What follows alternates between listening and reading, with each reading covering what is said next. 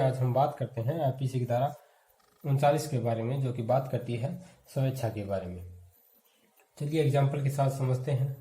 ए नाम का कोई पर्सन है, वो बी की तरफ पत्थर फेंक रहा है। ठीक है, चाहे ए का आशय कुछ भी हो, इसको डराना हो या कुछ भी, लेकिन बी की तरफ पत्थर फेंक रहा है और इसको संभावना है कि ये जो पत्थर है मैं फेंक रहा हूं, ये इसको लग भी सकता है। ठीक है, तो इसको संभावना है। अगर यह पत्थर सीधा चला गया कोई बात नहीं, लेकिन अगर इसको लग गया तो ऐसा ही माना जाएगा कि इसने स्वेच्छा से यह कार्य किया है, अपनी इच्छा से इसको मारा है। चलिए एक और एग्जांपल देखते हैं। ए नाम का कोई पर्सन है, वो किसी लूट को आसान बनाने के लिए क्या करता है, एक कोई घर है उसके अंदर आग लगा देता है, लेकिन इसको नहीं पता कि इसके अंदर बी नाम का आदमी बैठा हुआ है और वो आदमी जल जाता है, मर जाता है। ठीक है, लेकिन जब इसने आग लगाई तो इसको संभावना थी कि हो सकता है इसके अंदर कोई आदमी हो और वो मर भी सकता है, तो यही माना जाएगा कि इसने अपनी इच्छा से वो काम किया है। यही कहती है आईपीसी की धारा 39 कि ऐसा कोई काम जो आप कर रहे हो और उससे कुछ अपराध हो जाए और अपनी इच्छा से अगर वो काम आप कर रहे हो तो ऐसा माना जाएगा कि वो अपराध आपने ही किया है। अगर आपको इस चीज की संभावना हो कि उस काम से अपराध हो सकता है तो ऐसा माना जाएगा कि वो कार्य आपने अपनी इच्छा से किया है। यही कहता है आईपीसी का सेक्शन 39। बात करते हैं आईपीसी की धारा 40 के बारे में, जो कि बात करती है शब्द अपराध के बारे में। वैसे तो इसको बहुत मुश्किल धारा माना जाता है, लेकिन हम अपने तरीके से इसको आसानी से समझने की कोशिश करेंगे। सबसे पहले जानते हैं कि क्यों आईपीसी की धारा 40 को 3 भागों में बांटने की जरूरत पड़ी। यानी कि जब किसी कार्य को जो कि अवैध है, इलीगल है, अपराध ही कहना है, तो इसको 3 भागों में बांटने की जरूरत क्या पड़ी। सबसे पहले चलते हैं आईपीसी की धारा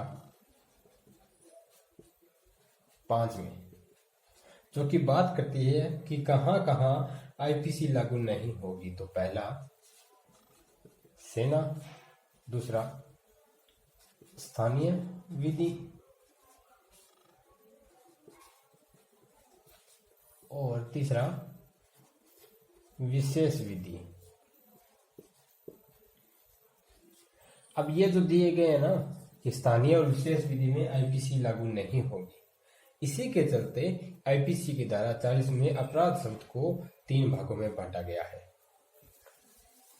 अब इसको अच्छे से समझते हैं। इसमें 3 पार्ट हैं, फर्स्ट, सेकंड और थर्ड। फर्स्ट में कहा गया है कि आईपीसी में जहां जहां अपराध को, किसी कार्य को अपराध कहा गया है वही अपराध है। आईपीसी में जहां जहां कहा गया है वही अपराध है। ठीक है, अब सेकंड खंड जो है ना, इसमें कुछ धाराएं दी गई है, मैं आपको स्क्रीन पे दे दूंगा। इनमें से एक तो धारा देख लेते हैं हम। 109, 110, 12, 14।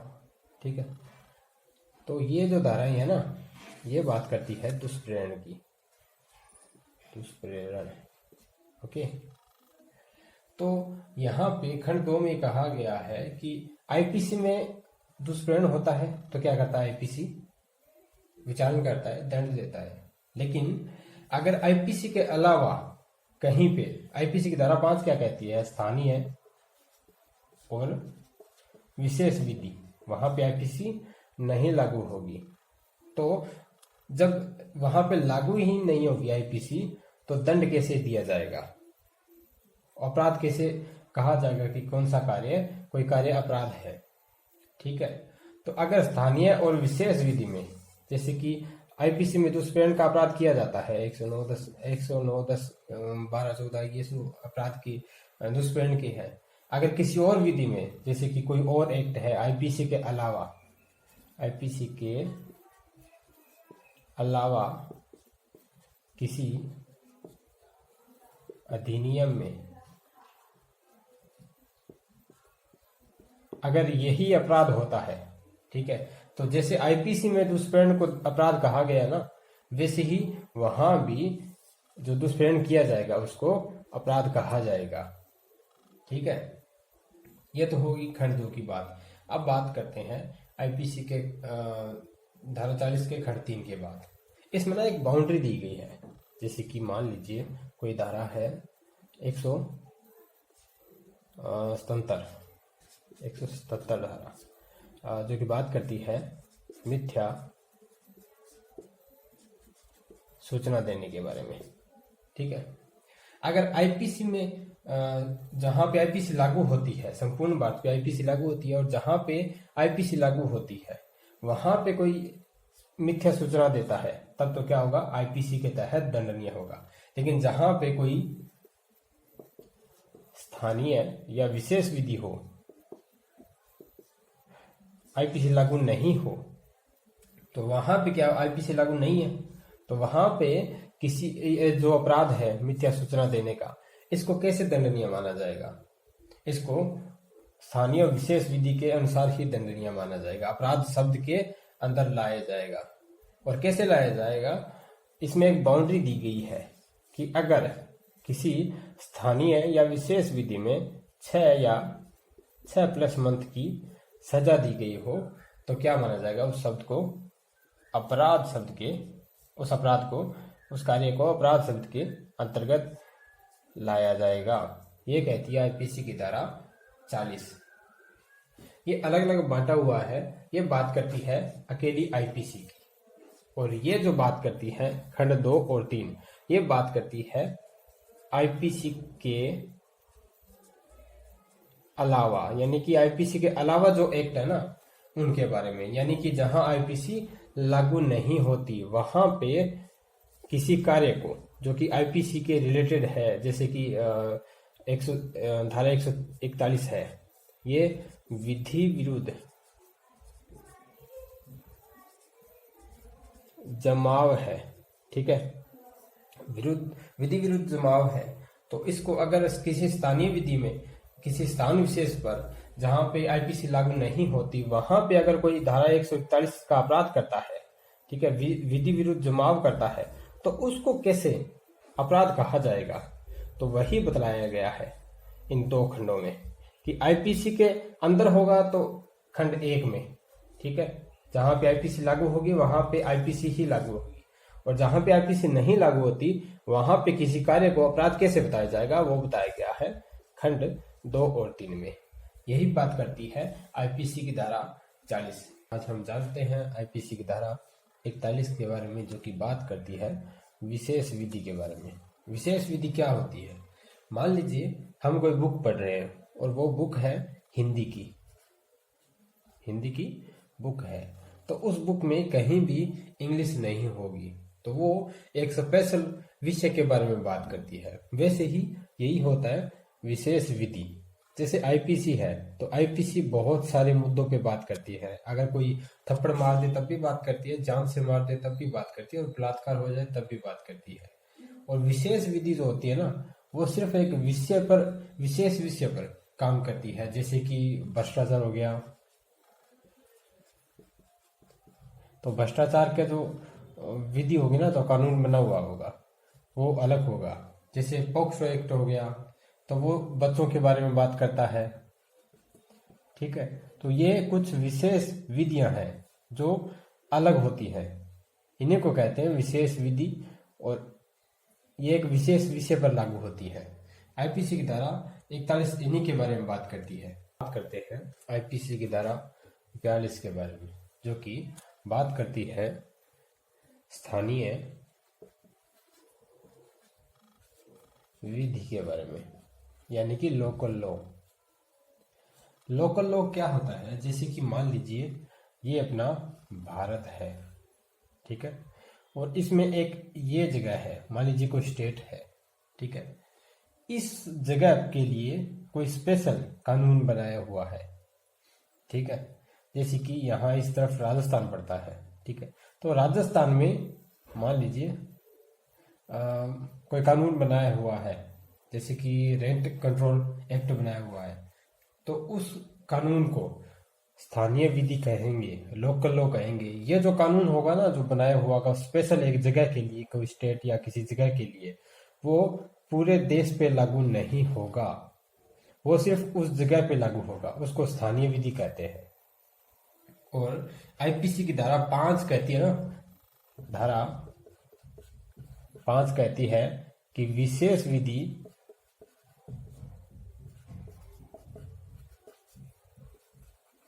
स्थानीय विधि और जो सेना है उस पे आईपीसी लागू नहीं होती है।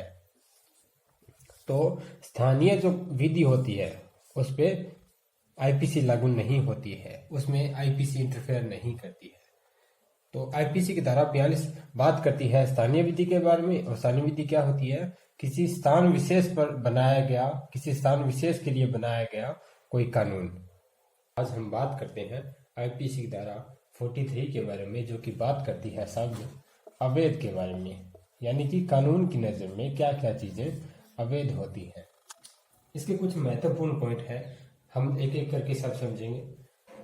पहला,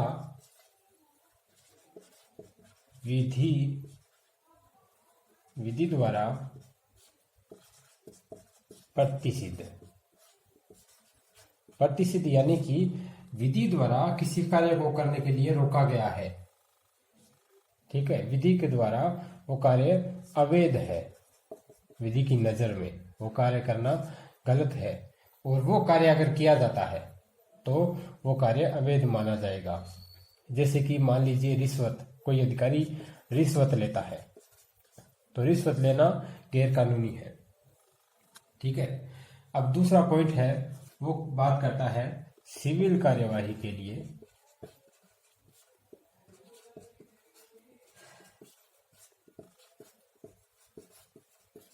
आधार उत्पन्न करने की।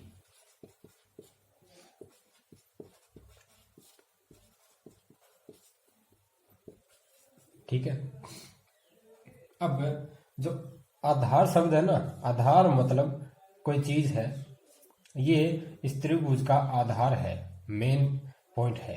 ठीक है, मान लीजिए ए और बी नाम के दो पर्सन है। ठीक है,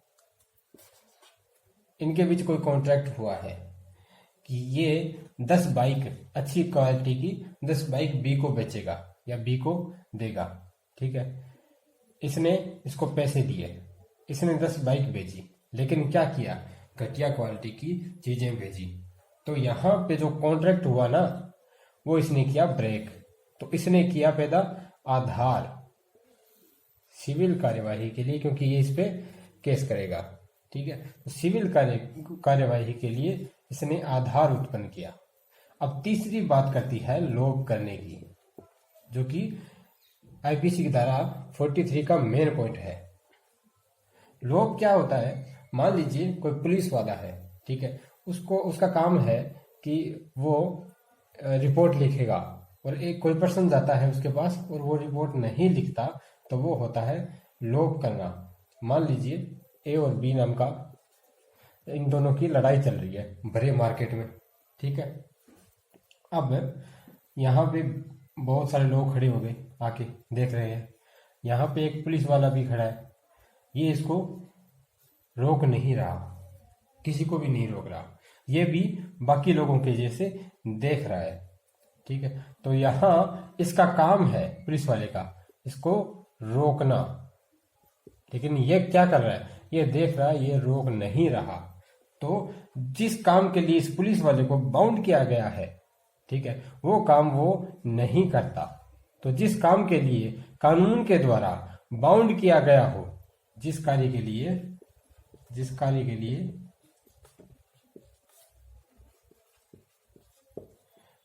बांधा गया हो या फिर बाउंड किया गया हो, ठीक है, वो कार्य नहीं करके अपराध किया जाता है, तो उसको लोप करना कहते हैं। यानी कि कार्य न करके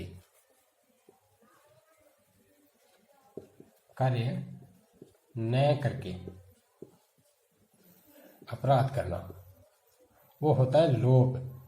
ठीक है। कानून के लिए, कानून किसी पर्सन को कह देता है, यानी पुलिस वाला है उसको कहा है कि तू समाज में शांति बनाए रखेगा, तू अगर दो लोग लड़ रहे हैं तो उनको रोकेगा। लेकिन वो क्या करता है, वो नहीं रोकता है। तो वो क्या कर रहा है, वो अवैध कार्य कर रहा है। कैसा? लोग कर रहा है। यही बात करती है आईपीसी की धारा 43।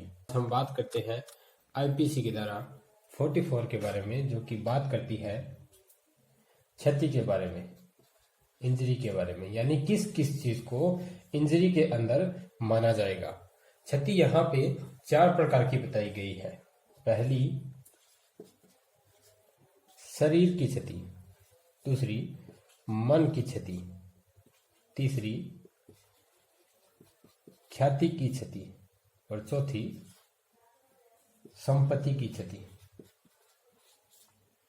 ठीक है, कि इन चारों प्रकार की क्षति अगर इंजरी किसी प्रकार की होती है तो वो क्षति मानी जाएगी। मान लीजिए ए नाम का कोई पर्सन है, वो एक रोड से जा रहा है और यहाँ पे बी नाम के पर्सन ने इसको रोका और इसको डंडे से मारा। ठीक है, तो यहाँ पे डंडा कहाँ पे लगा? शरीर पे। तो यहाँ पे शरीर की क्षति हुई। ठीक है, अब मन की, मान लीजिए किसी इंसान के बारे में ऐसी बातें कही गई। ठीक है, किसी दूसरे बंदे के सामने, मान लीजिए ये नाम का कोई पर्सन है, ये बी के पास गया। ठीक है, और बी अपने दोस्तों के साथ, जैसे कि सी डी ई जो भी कुछ दोस्त खड़े थे, इनके सामने इसने क्या किया, यहाँ पे ऐसी बातें कही जो इसको बुरी लगी। ठीक है, अब इसको बुरी लगी तो इसके मन पे बहुत बड़ा प्रभाव पड़ा इस चीज से, तब वो मन की क्षति में आएगा। मान लीजिए ये पागल हो गया, तब भी मन की क्षति में आएगा। अब मान लीजिए ए नाम का कोई पर्सन है, उसके बारे में किसी न्यूज़पेपर ने गलत छाप दिया। ठीक है, उसके बारे में, उसकी रेपुटेशन के बारे में, उसकी जिंदगी के बारे में गलत छाप दिया, और ए को लगा कि उसने गलत छापा है, मेरी जो इज्जत है उसको खराब कर दिया, तो उसकी जो ख्याति है उसको नुकसान हुआ है। ए को अगर ऐसा लगता है तो वो हुई उसकी ख्याति की क्षति। और संपत्ति, अगर किसी का लीगल मकान बनाया हुआ है, ठीक है, और उसको कोई तोड़ देता है, तो वो जो संपत्ति है, जो मकान है जिसका है, उसकी संपत्ति की क्षति हुई, यानी वो मकान उसकी संपत्ति है, लीगल है। ठीक है, और वो किसी ने तोड़ दिया अवैध तरीके से। ये चारों क्षति के साथ एक चीज जरूरी होती है, अवैध तरीके से होना। आईपीसी की धारा 44 में 4 प्रकार की क्षति बताई गई है, शरीर की, मन की, ख्याति की और संपत्ति की। और इन सब के साथ बताया गया है कि जो क्षति है वो कैसे होनी चाहिए, अवैध तरीके से होनी चाहिए। ठीक है, मान लीजिए आपने एक मकान बनाया है, ठीक है, और वो मकान इलीगल है। ठीक है, और उसको किसी सरकारी संस्था के द्वारा, सरकार के द्वारा तोड़ दिया जाता है, तो वो अवैध नहीं माना जाएगा। ठीक है, अगर लीगल तरीके से है और उसको किसी ने तोड़ दिया तो वो अवैध माना जाएगा। लेकिन इलीगल तरीके से अगर आपने बना रखा है और लीगल तरीके से सरकार ने तोड़ दिया तो वो अवैध नहीं माना जाएगा। आईपीसी की धारा 44 में चारों प्रकार की जो क्षति है, शरीर की, मन की, ख्याति की और संपत्ति की, इन्हीं चीजों को क्षति माना गया है। यही बात करती है आईपीसी की धारा 44। बात करते हैं आईपीसी की धारा 45 के बारे में, जो कि बात करती है लाइफ के बारे में। और लाइफ किसकी? इंसान की। यानी कि आईपीसी की धारा 45 कहती है कि जहां जहां जीवन शब्द आएगा वहां वहां ये माना जाएगा कि वो जीवन किसका होगा? इंसान का, जब तक कि अलग से न बताया गया हो कि किसके जीवन के बारे में बात की जा रही है। जैसे कि हम देखते हैं डॉग लाइफ, तो यहाँ पे जो लाइफ है वो किसकी है? डॉग की है। तो यहाँ पे अलग से बताया गया है कि ये जो लाइफ है वो किसकी है। लेकिन अगर लिखा हुआ हो लाइफ, तो वो अगर किसी धारा में या कहीं भी टिका हुआ हो लाइफ, तो बात करेगा इंसान की लाइफ के बारे में। बात करते हैं आईपीसी की धारा 46 के बारे में, जो कि बात करती है मृत्यु के बारे में और कहती है कि जहां कहीं भी मृत्यु शब्द आएगा वो किस चीज की मृत्यु माना जाएगा? मानव की, इंसान की। यानी कि जब तक अलग से बताया ना गया हो कि किसकी मृत्यु हुई है। धारा 45 और 46 एक बात करती है जीवन के बारे में, दूसरी बात करती है मृत्यु के बारे में, और दोनों बात करती है मानव की। यानी कि जब जहां भी जीवन शब्द आएगा तो माना जाएगा कि वो मानव के जीवन की बात कर रहा है। जहां भी मृत्यु शब्द आएगा माना जाएगा कि वो मानव की मृत्यु के बारे में बात कर रहा है। जैसे कि जीवन, डॉग लाइफ, तो यहाँ पे जो लाइफ है वो किसकी है? एक डॉग की है। तो यहाँ पे बताया गया है कि लाइफ किसकी है। अगर ये लिखा हुआ हो सीधा लाइफ, तो किसकी लाइफ माना जाएगा? इंसान की। वैसे ही कहा गया है कि जब तक कि अलग से बताया ना गया हो, मृत्यु शब्द का मतलब होगा मानव की मृत्यु। उम्मीद है वीडियो आपको पसंद आया होगा, समझ में आया होगा। अगर वीडियो समझ में आया हो तो वीडियो को प्यार देना न भूलें। Thank you.